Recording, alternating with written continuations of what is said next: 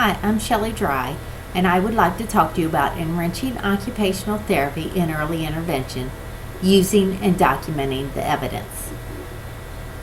My focused clinical question is, will provision of continued education on evidence-based practice strategies improve therapists' perception of their ability to use and disseminate the strategies to their clients? This is very relevant to occupational therapy. It supports the AOTA Centennial Vision. The Centennial Vision states that we envision that occupational therapy is a powerful, widely recognized, science-driven, and evidence-based profession with a globally connected and diverse workforce meeting society's occupational needs. Mary Law states that we should teach therapists to use evidence-based practice to engage in the research, to include their own clinical reasoning, and to include the client's goals, outcomes, wishes, and values. I would also like to identify if changes can occur in therapists' perceptions of their ability to implement evidence-based practice techniques following participation in professional development courses on evidence-based practice. I would like to enhance their skills in documentation of the use of evidence-based practice to guide their clinical decisions. It is through documentation that occupational therapists will achieve professional recognition. Florence Clark states, when we cross the most daunting borders, we experience the most profound epiphanies. When you look at the state of Kentucky, you can see a wide range of diverse cultures. It is influenced by the Southern, the Midwestern, and the Appalachian cultures. It includes horse racing, horse farms, tobacco farms, art, history, basketball, and barbecue festivals. And the music includes bluegrass, country, Christian, contemporary, rock and roll, and rhythm and blues. I would like to include occupational therapists from across Kentucky to promote this diversity and to implement evidence-based practice across the multiple cultures. The population I am focused on is occupational therapists who provide therapy services in Kentucky for the state early intervention program.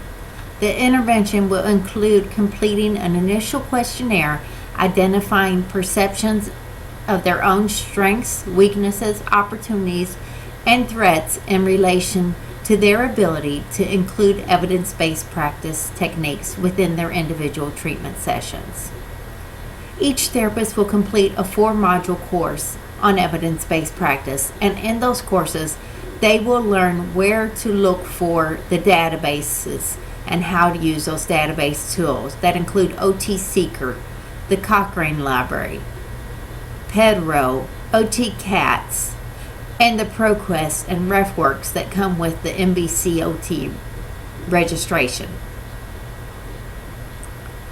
Therapists will attend focus groups on implementing evidence-based practice in their individual treatment sessions. And during those focus groups, they will be able to problem solve for any barriers that come up into the implementation of evidence-based practice techniques.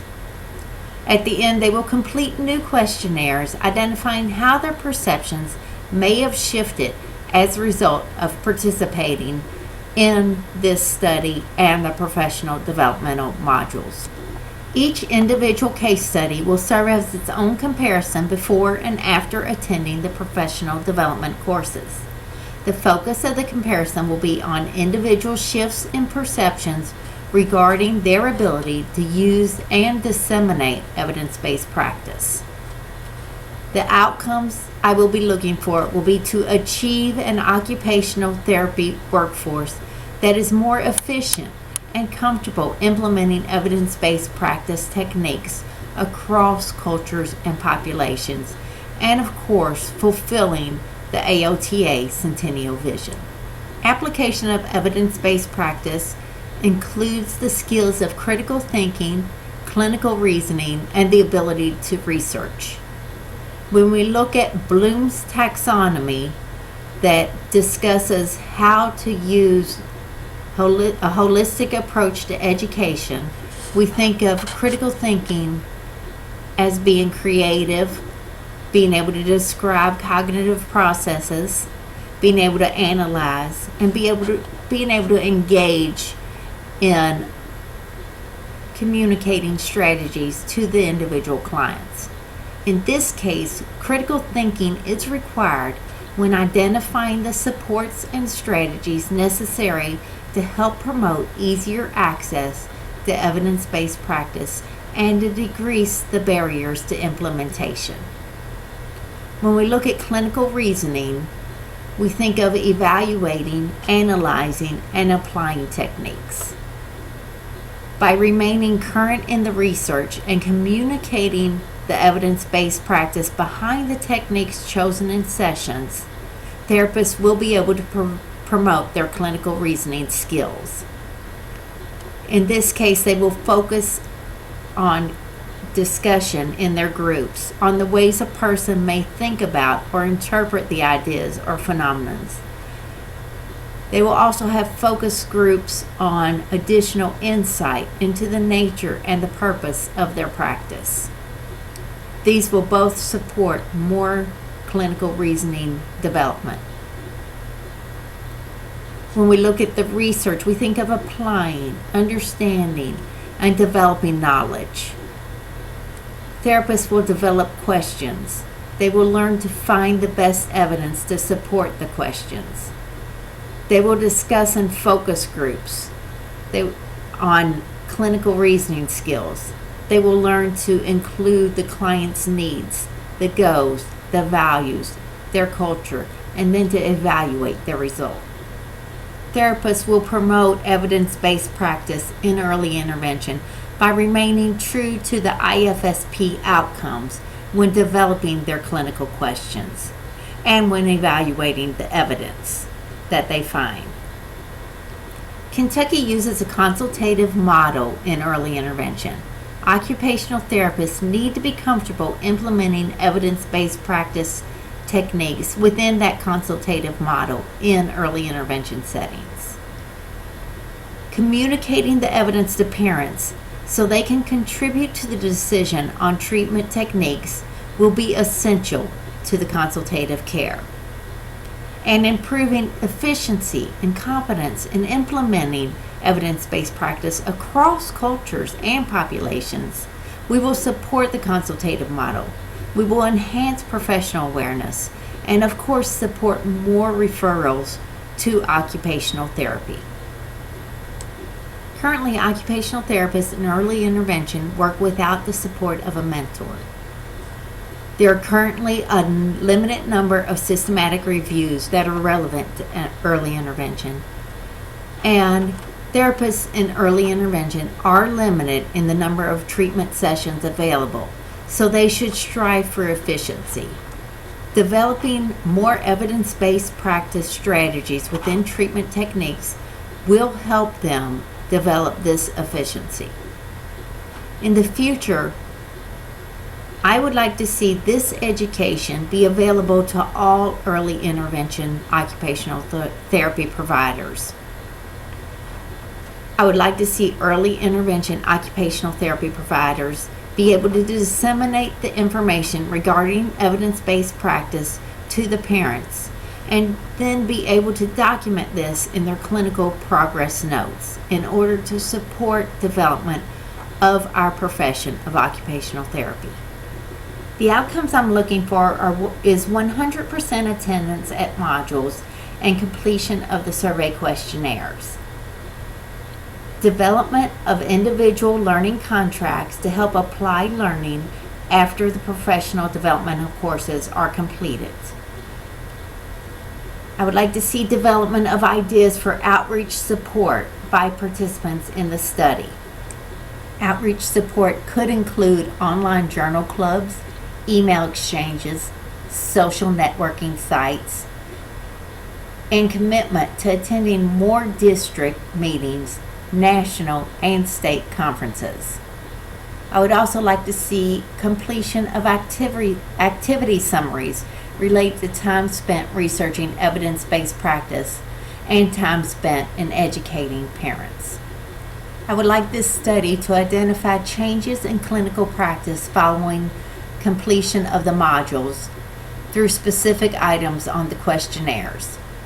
I would also like to be able to categorize the results of the questionnaires using simple agree, disagree responses, and then measure those clinical changes that occur from the first questionnaire to the final questionnaire.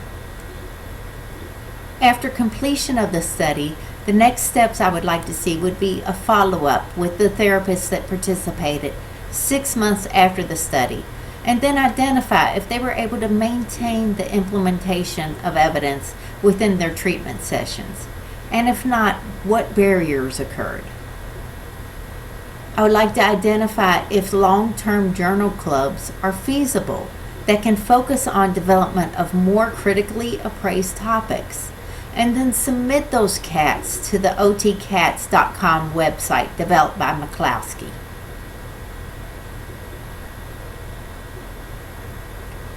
I would like to present the results through publication. During the study, I will use a diary to track the study results. I will use field notes, and I will include the sequence of the study within an article in order for ease of replication. I would like to submit the article to scientific journals related to the profession. My goal is to develop a website.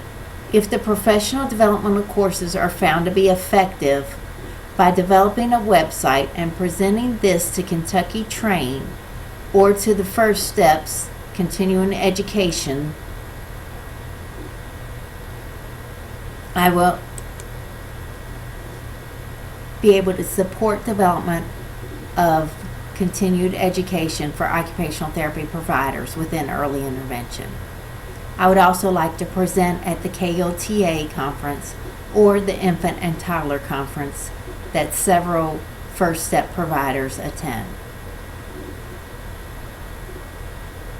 In conclusion, my capstone project will review evidence-based practice strategies, barriers to implementations, and provide information regarding methods for documenting evidence-based practice and supporting the future of occupational therapy. This study will look specifically at whether or not there are changes in therapists' perceptions of their ability to implement evidence-based practice techniques after receiving support in the form of professional developmental courses. Thank you.